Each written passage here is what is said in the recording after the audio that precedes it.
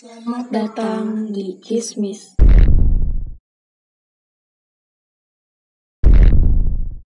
Selamat datang di kisah misteri. Sama Bro Vito, tapi gua tidak sendirian. Di sini kita akan panggil Bapak Yudi Stella. Pak Yudi sudah tinggal berapa lama di gereja Kapal ini? Ya sekitar 12 tahun. Terus Ya, di sini pernah ada pengalaman misteri apa sih? yang berbentuk apa? Berbentuk suara atau wujud atau apa saja yang bisa yang bilang mengganggu gitu Pak Yudi selama bekerja di sini? Puji Tuhan kami memang mengganggu. Gak ada yang mengganggu. Tapi yang menampakkan kayak gitu suka ada Pak? Puji Tuhan banyak. Banyak. Contohnya yang kayak gimana Pak? Ya kalau di luar kita mah ya ada di bidang pocong, Yang pocong terus Pak? ada cewek cantik, cuma mata-matanya sih ada ya. Ya. Ya bermacam-macam aroma lah. Oh. Kalau boleh tahu apa sih Pak tujuan mereka itu? Sebetulnya mereka mah cuma mengikuti aja ya. Ya. Jadi dia teh kalau di Sunda mah ada dibilang interaktif lah. Ya. Interaktif dengan kita, tapi kadang-kadang kita di sisi lain juga ada rasa takut juga gitu. Iya. Sebetulnya kalau masalah mistik mah dia tidak mengganggu kalau kita nggak mengganggu, Ya. gitu doang. Tapi kebanyakan orang bahwa melihat makhluk gaib ya, melihat makhluk gaib disangkanya itu mengganggu, pada mereka menganggap pada kesalahannya ada di diri kita doang. Iya. Gitu. Lalu menang gitu Pak. Ya betul. Kalau sejauh ini ada yang pernah terserang nggak yang dialami? Puji Tuhan ya, selama saya kerja di hampir tiap minggu ya kalau melihat gitu, kadang di luar, kadang di banyak, Iya. mungkin jemaat juga ada yang pernah melihat juga ya, bukan saya doang. Tapi yang saya alami selama ini yang paling saya takuti cuma baru 1 atau 2 kali aja gitu. Ya misalnya di depan yang nggak ada, kata orang Sunda mah si puntung, Sunda pada mah nggak tahu kemana, kepalanya nggak kelihatan pokoknya gitu. Iya. Terus ada yang dulu lagi. Oke Pak, kejadian yang biasa aja gitu sama yang terserangnya itu kira-kira yang kayak gimana? Yang biasa dulu Pak? Kalau awal dulu pas kerja di sini ya, Ya. pernah 1 kali di kamar mandi keran bunyi sendiri. Iya. Kalau itu mah ada senangnya, mungkin saya yang lupa atau gimana, tapi Iya. yang jelas mah jam 2:30 malam keran nyala sendiri.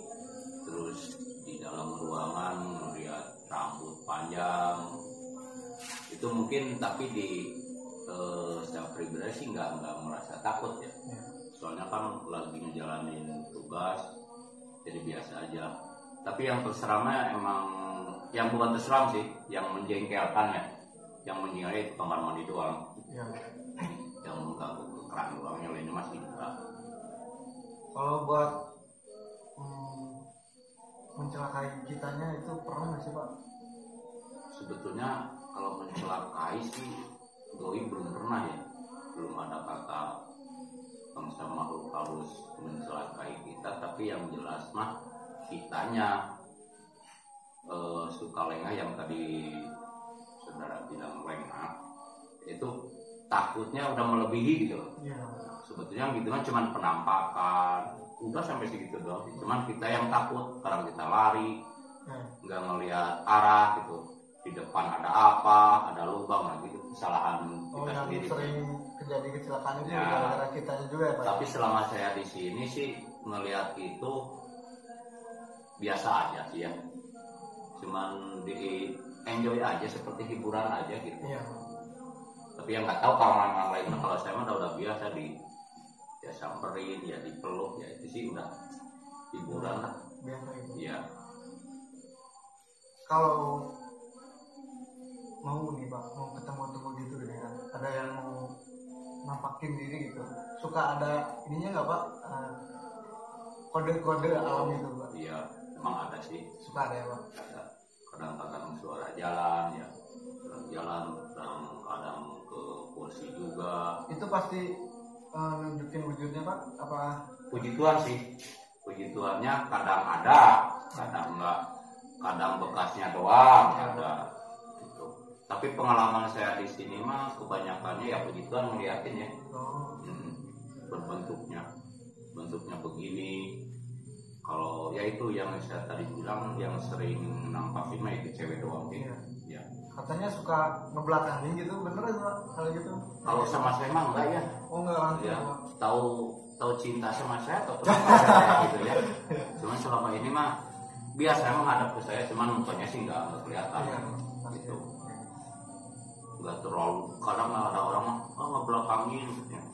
Tapi ya puji Tuhan selama ini mas saya berhadapan langsung gitu walaupun mukanya enggak kelihatan. Iya. Kita kan di Palawan ini kan punya lapang nih Pak ya. Ya di lapang, di sekitar lapang itu ada nggak sih Pak? Kalau pengalaman mistis saya sih kalau di sekitar jalannya ya, jalanan baru ya sekitar baru 10 kali melihatnya. 10 kalian lah. Jalan ke timur, utara atau? Ya semuanya wehnya. Semuanya. Kadang ada yang berbentuk. Ya kebanyakan sih cewek, mungkin saya laki kali ya. Iya. Jadi senang sama saya. Gitu. Kebanyakan selama ini sih kelihatannya cewek doang. Cuma yang paling saya menakutkan, sangat saya bikin takut dulu melihat binatang ya. Binatang seperti berupa anjing, tapi gede jangkung gitu. Di Sunda mah jangkung ya, dari Sunda tinggi menurut. Jangkung gede. Nah itu yang sampai saat ini ya belum tahu tuh binatang apanya. Itu doang yang bikin saya takut sama sekali. Nggak tahu tuh binatang apa, yang saya lihat mah seperti anjing aja. Tapi tidak mencelakai Bapak. Puji Tuhan sampai hidup sampai sekarang. Antisipasi Pak, antisipasi kayak ketemu kayak gitu harus gimana nih Pak? Kan kita punya Tuhan. Iya Pak. Ingat orang di mana di sana maksudnya. Kudu ingat di mananya. Kita harus bisa kudu bisa nama kudu ngeh wae, kudu sadar wae lah gitu. Itu yang utama nama. Tapi selama ini saya kerja di sini sadar, tapi tetap sadar ngelihat. Oh, kayaknya udah bawaan gitu Pak, bawaan alam. Tahu setannya cinta sama saya. Gimana gitu ya? Ya, tadi kan udah cerita soal yang kayak anjing gitu Pak. Itu ceritanya gimana Pak? Boleh ceritain dari awalnya Bapak mau kemana? Jadi gini, awalnya tuh dulu sama dulu mah belum ada WA ya, masih sistem SMS.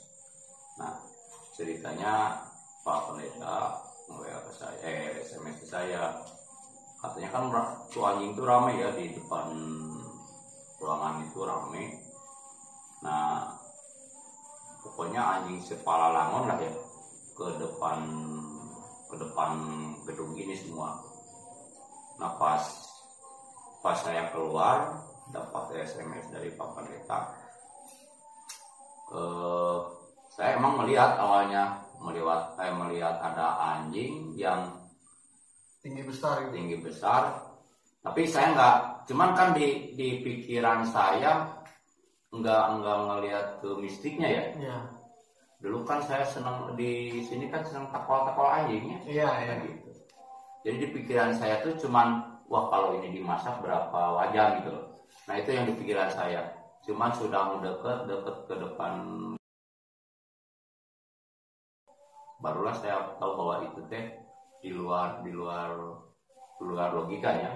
Anjing kita ya, di luar nalar kita teh kok anjing gede banget gitu, sedangkan di daerah Palalang tuh nggak ada anjing segede itu. Tapi benar itu Pak, ngelihat jelas gitu rupanya.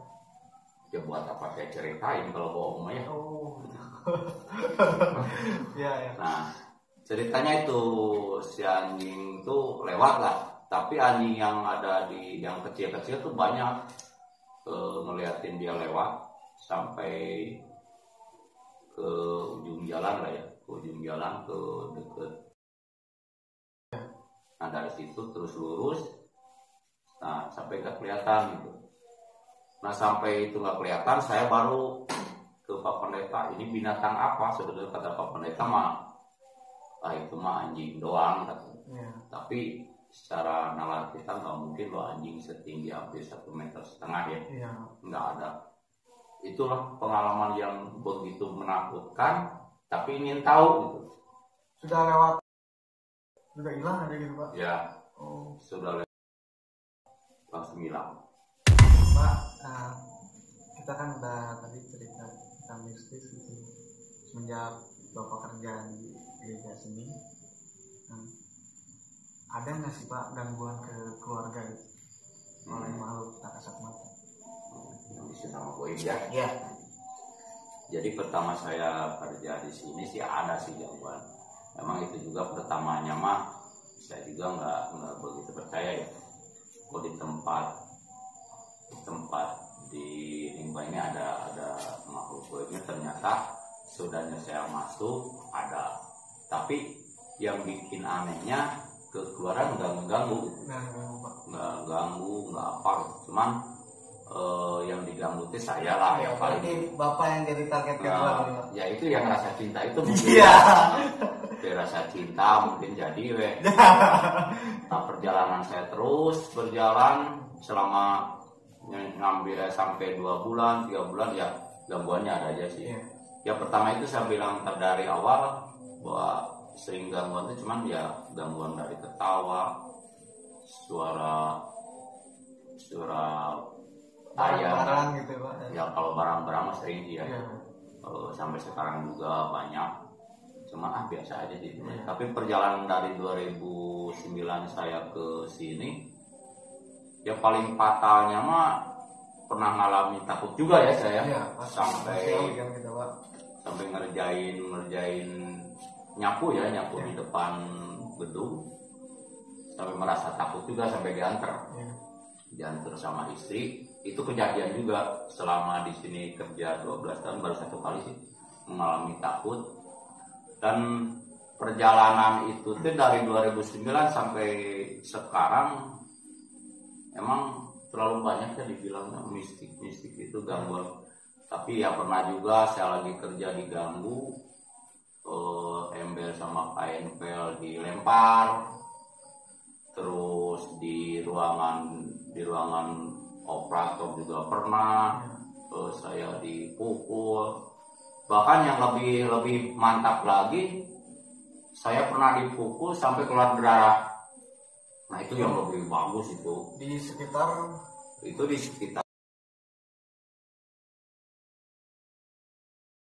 pernah saya mengalami dipukul sampai keluar darah lah. Iya. Tapi udah dibikin enjoy, saya mah biarin aja. Tapi nafsu udah manusiawi ya. Nah itu kejadian itu mungkin sampai sekarang gak bakalan hilang tuh. Dan kalau ketahuan mah ya mau saya kawinin, bukan saya bercoba. Tapi rasa kesel gede banget ya Pak itu kalau gitu. Waduh puji Tuhan itu mau gede pisan. Iya masih. Jadi kejadian itu sebetulnya masih sore ya, sekitar setengah 6, jam 6 lah. Pas ada hujan, saya tuh mau jemput Pak Pendeta. Nah di depan itu mati motor. Saya betulin motor, pas bangun saya dipukul itu dari samping sampai keluar darah. Di jab kalau ditinggi gitu ya. Main samping ya. Mainnya main belakang. Nah itu kejadiannya udah lama juga sih. Iya. Udah Pak Pendeta ini udah di sini. Ya udahlah, terus yang paling mantap lagi kejadiannya waktu nyapu jam 2 subuh ya, hari Minggu. Saya kejar-kejar juga. Sama yang kayak begitu Pak. Pertama ya, yang dikuat yang non goib berenang ya. Nah itu kejadiannya jam 2 saya lagi nyapu. Pertamanya pohon digoyang-goyang, atau lagi latihan tuh apa saya juga nggak tahu ya. Iya. Terus ada yang lari loncat ke gedung sebelah, ada juga terus digoyang lagi pohon. Tapi kan kalau saya pribadi mah nggak mikirin yang gitu ya. Yang utama saya lagi menjalani kerja. Itu pertama kerja apa? Itu udah nyampe 2011 2012 lah. Oh iya. Nah kejadian lagi seperti itu terakhir 2020 ada lagi sama saking cintanya mungkin kejadiannya terulang. Nah yang terakhir mungkin di sebelum pasca kemarin saya emang secara pribadi saya nyoba ya, bener nggak kalau yang namanya di gedung sebelah ini kayak ada penunggunya. Saya kasih rokok, kata orang dulu mas, nah kalau gitu mah dikasih rokok suka ngerokok sendiri, pada mau bohong itu angin. Nah saya coba, ternyata kebuktian dan kelihatan nampak mewujudkan sebelum Jumat Agung kemarin. Cuman saya nggak diramaikan lah, udah percuma gitu enggak. Ya, tapi ini masuk YouTube ramai nanti. Oh ya biarin. Nah itu yang terakhir mah yang saya alami dari perjalanan 2009 sampai 2021 ini. Yang terakhir itu lebih bagus menurut saya, tapi nggak tahu kalau orang-orang. Saya pribadi merasakannya enak gitu. Didampingi yang gituan deh. Jadi terasa ditemani. Iya, semakin banyak teman. Gitu. Jadi kan gimana kitanya aja. Iya. Katanya sih Pak, kalau ketemu yang kayak gitu, kalau kontak langsung sama kayak itu, energi kita juga ikut terkena gitu Pak. Jadi bisa jadi merasa lemas atau panas lah. Harus makan, ya lemas mah. Bener nggak sih Pak kalau gitu? Biasa aja. Tapi kalau saya mah ya, nggak tahu kalau selama ini saya alaminya biasa aja. Soalnya di otak saya nggak mikirin gituan. Saya mikirinnya kerja, ngasih makan untuk keluarga, itu aja. Masa bodoh gitu loh. Lu ganggu saya silakan, kalau lu suka saya silakan, itu aja. Nggak jadi masalah buat saya. Oke Pak, terima kasih telah menemani saya di acara Kismis ini. Semoga Bapak dan keluarga diberikan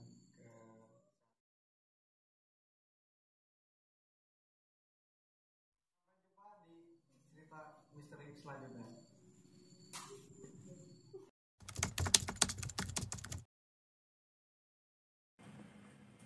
Setelah Bapak mendengar podcast tadi, apakah tanggapan Bapak selaku pendeta?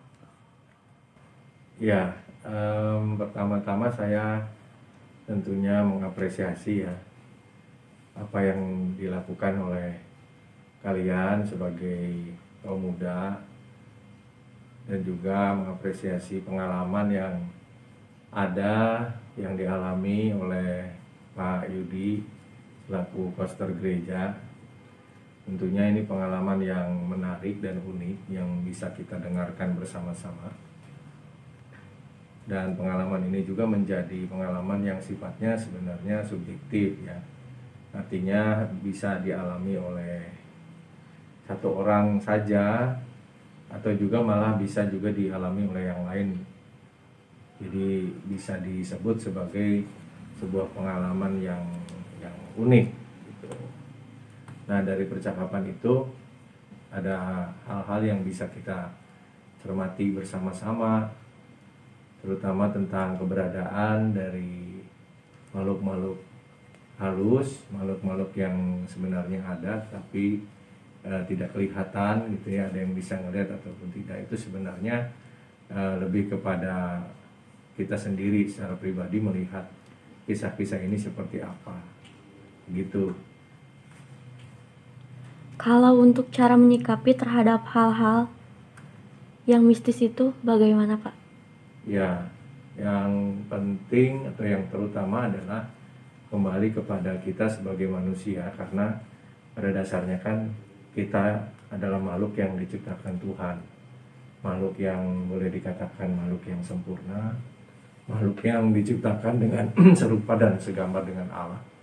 Artinya kita punya kemampuan melebihi dari makhluk-makhluk yang tidak nampak itu seperti yang diceritakan. Jadi kita sikapi dengan biasa saja, dengan wajar-wajar saja. Kalaupun memang kita hidup berdampingan, ya hiduplah dalam damai, jangan saling memusuhi, berseteru satu dengan yang lain, gitu ya. Kira-kira begitu. Baik, untuk cara mengatasi ketakutan yang ada dalam diri kita itu bagaimana? Ya, ketakutan itu pada dasarnya bersumber dari dalam diri kita ya. Contohnya begini, kalian berada di sebuah tempat yang gelap. Sebenarnya kalian itu takut bukan karena gelapnya kan, tetapi karena ada sesuatu yang berada di kegelapan itu. Sebenarnya kalau kita bisa mengurangi pemikiran yang terlampau jauh, terlampau terlampau imajinatif gitu, kita sebenarnya bisa mengatasi rasa takut itu. Misalkan kita percaya bahwa tadi kita itu adalah makhluk ciptaan Tuhan yang sempurna, yang diciptakan dengan serupa dan segambar dengan Sang Pencipta kita sendiri. Jadi kita harus menanamkan pikiran-pikiran yang positif dalam diri kita, sehingga kita tidak mudah untuk percaya kepada hal-hal yang pada akhirnya mencelakai kita sendiri, merugikan kita sendiri. Bahwa misalnya di satu tempat itu terkenal angker gitu ya, ya kita boleh saja percaya, tapi jangan takut, karena kita punya kuasa, kita punya punya akal budi, punya nurani, punya akal sehat yang Tuhan kasih. Sementara kalau mau seperti itu kan tidak seperti kita gitu ya. Apalagi beda wujudnya, kita fisik, mereka kan non fisik gitu ya. Nah, begitu. Baik Pak, terima kasih banyak atas tanggapan Bapak terhadap kisah misteri kali ini.